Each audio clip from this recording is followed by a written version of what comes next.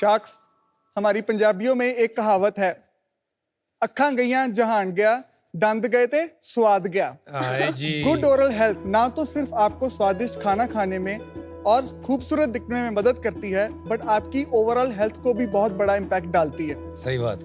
यहीं अगर हमें कोई टूथ की प्रॉब्लम आए, जैसे टूथ में पेन हो या ब्रेसेस लगवाने हो, तो आज भी हम लोग वही मोहल्ले के डेंटिस्ट के पास जाते हैं और वहाँ पे एक ही डेंटिस्ट है जो सारी प्रोसीजर्स कर रहा है। लेकिन ये किसी को पता ही नहीं है कि हमारी डेंटिस्ट्री में भी 8 अलग स्पेशलिटीज हैं, जैसे oral medicine, pedodontics, oral surgery, periodontics, orthodontics, prosthodontics, endodontics और ओरल इम्प्लांटोलॉजी।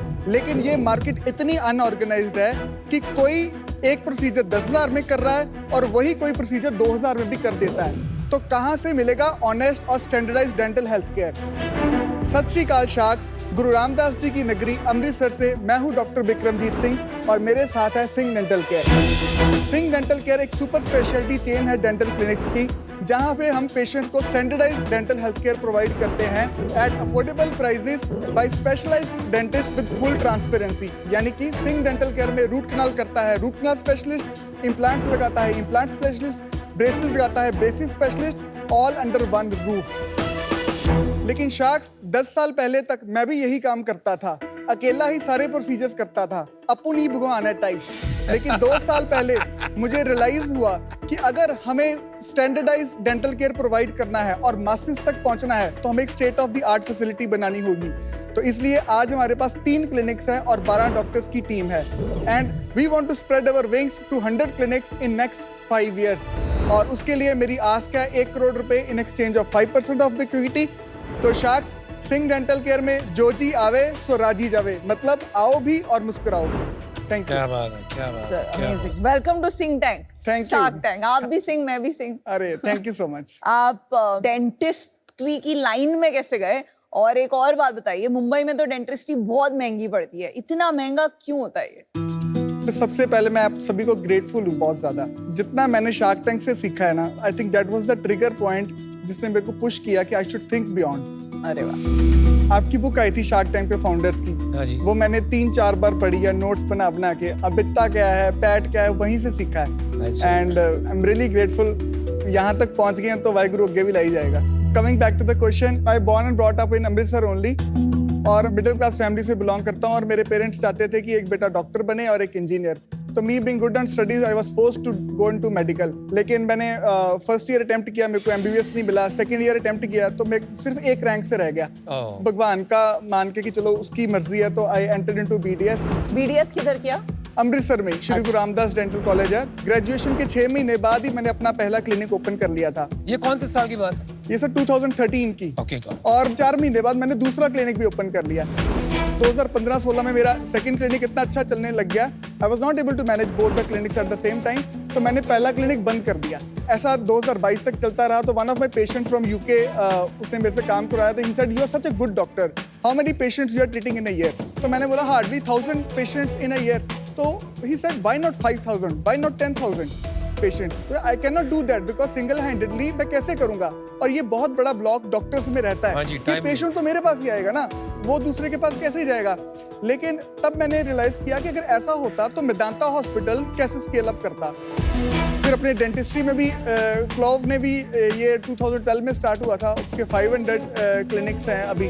तो फिर मैंने इसको फॉर्मुलेट किया और अब आपके सामने हूँ। और मुंबई में इसलिए महंगा है because it is a tier 1 city. यही स्टैंडर्डाइजेशन नहीं है मैम प्रोसीजर्स में। एक सिंपल सी बात बताइए, एक क्लीन अप के लिए अमृतसर में क्या कॉस्ट होगा, यहाँ क्या कॉस्ट होगा? सर अमृतसर में हम चार्ज करते हैं 1500 रुपीज। अरे यार, यहाँ तो मेरे से 8-10 हजार ले लेते हैं। नहीं, 3000। वो अनुपम जी के से मे बी 8000 ले लेते हैं। साउथ बॉम्बे का लेकिन प्रीमियम है। अदरवाइज ऑल्सो सर 8000 में रूट कैनाल हो जाता है। अरे हाँ, तो root canal we do in 3500। Wow. जो डिमांड है वो बहुत ज्यादा है और सप्लाई ऑफ डेंटल डॉक्टर्स कम है, उस कारण से भाव यहाँ पे बम्बई में महंगा हो जाता है। Exactly sir. अब मैं एक सिंपल एग्जांपल में बताता हूँ। मैं दिन में 10 प्रोसीजर्स ही कर सकता हूँ, लेकिन डिमांड सप्लाई वाली बात है। जब मेरे वेटिंग रूम में 20 पेशेंट बैठे रहेंगे कि डॉक्टर विक्रम से ही काम करवाना है, तो what I will do, I will raise the prices only ना।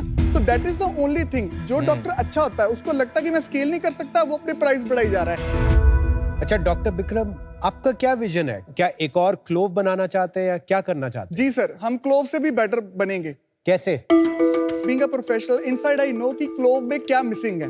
क्या है? वहाँ पे स्टैंडर्डाइजेशन ऑफ प्रोसीजर्स नहीं है। आपको सेम प्रोसीजर वो 10,000 में भी दे देंगे, सेम प्रोसीजर वो 20,000 में भी दे देंगे। बैग देख के, जूते देख के। एग्जैक्टली मैं यही पॉइंट है कि मैं ट्रांसपेरेंट हेल्थ केयर बनाना चाहता हूँ। इसका रीजन क्या है कि हमारे हेल्थ केयर में sir being a doctor my self transparency नहीं है उतनी जितनी होनी चाहिए। हमारे क्लिनिक में कोई गरीब आए अमीर आए, we charge the same procedure. हमने जो अपने क्लिनिक्स भी बनाए उनका आर्किटेक्चर भी इस हिसाब से डिजाइन किया कि 50% पेशेंट तो अपना डर वहां ही भूल जाता है, because when people enter into the clinic. Can we see photos हैं? Yes sir. तो जैसे it is one of our consultation room. ये सर 1000 बहुत स्टैंडर्डाइज लग रहा है। इसमें क्या मतलब हैप्पी होने वाली चीज? अब जैसे हमने इसका ऊपर आर्किटेक्चर हिसाब से डिजाइन किया, पेशेंट जब चेयर पे बैठता है तो बहुत सारे पेशेंट सो भी जाते हैं, मतलब राइट। ये तो बहुत स्टैंडर्ड सा लगा आपका लेआउट, और जो सीलिंग पे आपने स्काई बनाया हुआ है। आजकल तो टीवी लगा दिया है लोगों ने, तो इसमें कोई बड़ी बात नहीं है। जो हमारा मेन प्रोडक्ट है, लोग यहाँ पे आर्किटेक्चर देखने नहीं आए। मैं बता रहा हूँ, it is a combination of the thing. आपने जो बात बताई मैं बताता हूँ, उसी की मैं एग्जांपल अभी मैं वहां आया तो आपने घुमा दी बात। 2000 sir, I am saying it is a combination of everything. Specialised dentist, affordable prices, good clinic infrastructure also. और हमारा जो अभी तक का ये जो सारा सिस्टम है अमृतसर में, ये मैंने फुली ऑटोमेट कर दिया है।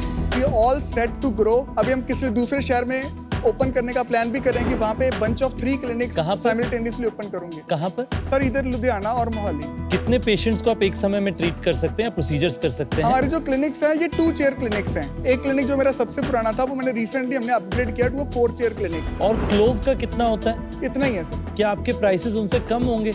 अभी तक के जो करंट सिनेरियो है, हम उनसे 15 से 20% कम है और इसमें भी हम अच्छे खासे प्रॉफिटेबल हैं। तो आपके जो 100 क्लिनिक्स आप सोच रहे हैं, क्या वो ज्यादातर नॉर्थ इंडिया में ही आप सोच रहे हैं कि आपने ऐसा कुछ प्लान बनाया कहाँ पे खोलेंगे ये clinics?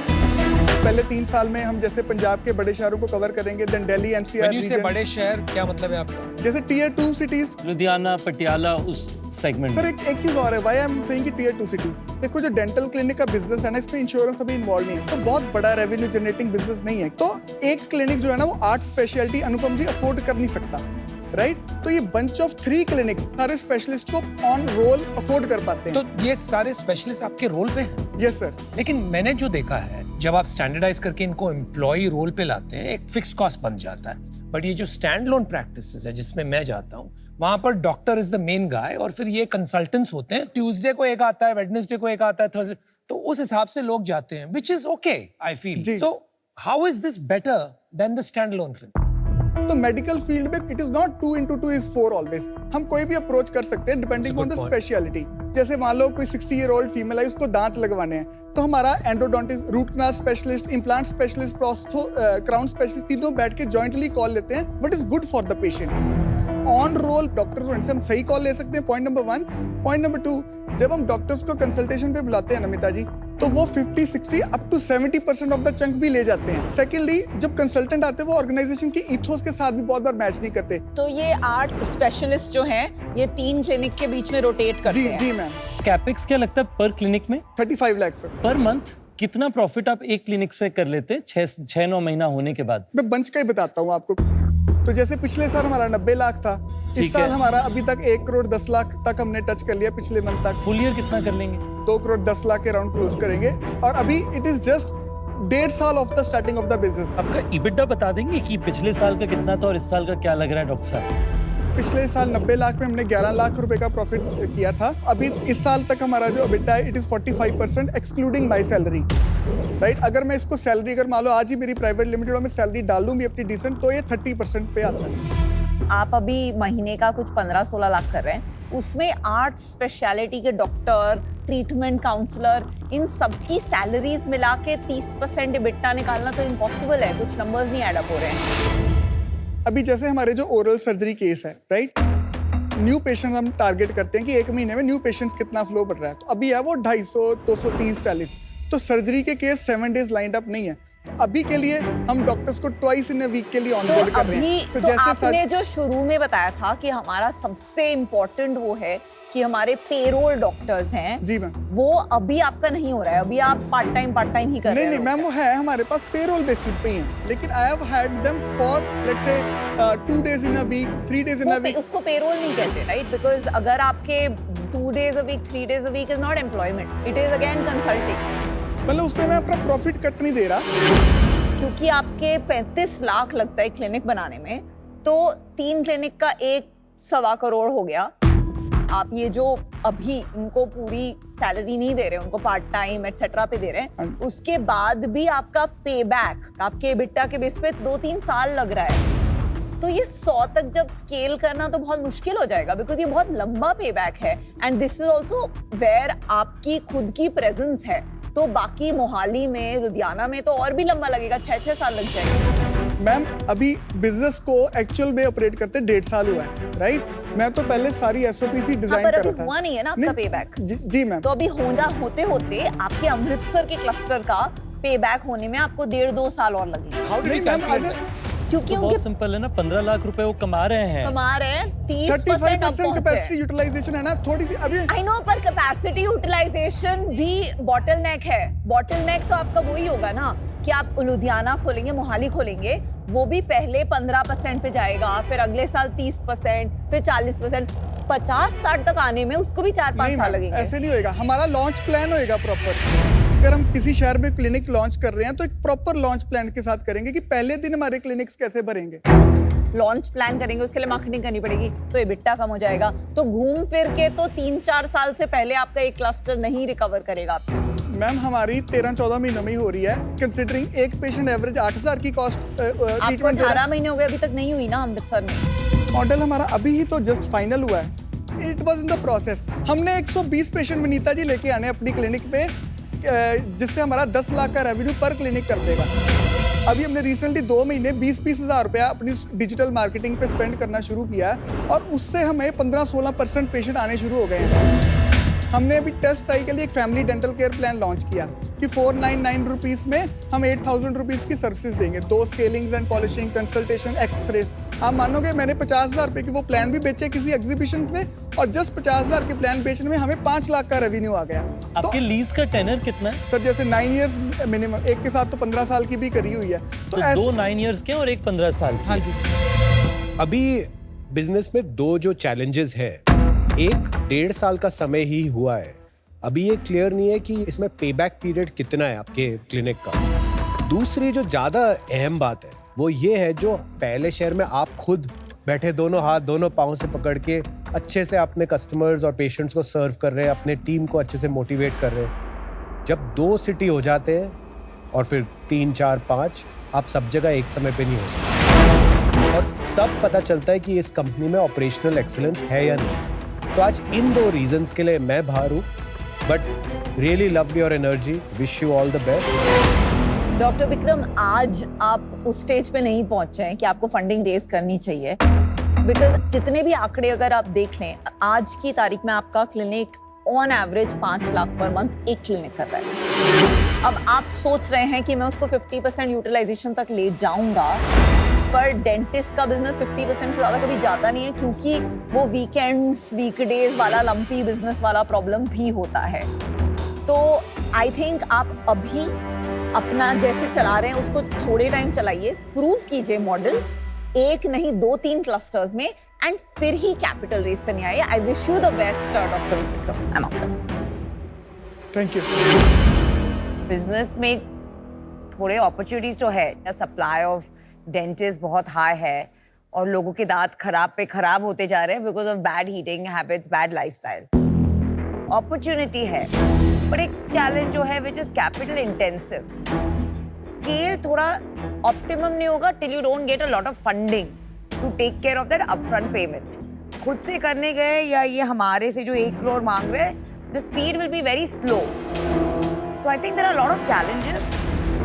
Proud of you, wish you the best, but I am out. बहुत बहुत थैंक यू। ये एग्जीक्यूशन बिजनेस है, आउट एंड आउट। इसका प्लेबुक जब तक आप मास्टर नहीं करते हो, 2 क्लस्टर्स इन 2 सिटीज, एक क्लिनिक से 2 करोड़ रुपया साल का मिनिमम, तब तक आपको उससे ज्यादा स्केल नहीं करना चाहिए। आगे प्रॉब्लम ही problem. Nail it and then scale it. Okay, I am out. आप अच्छा करें ये मैं चाहूंगा ही, because Singh is king. Singh is king, Singh will remain king.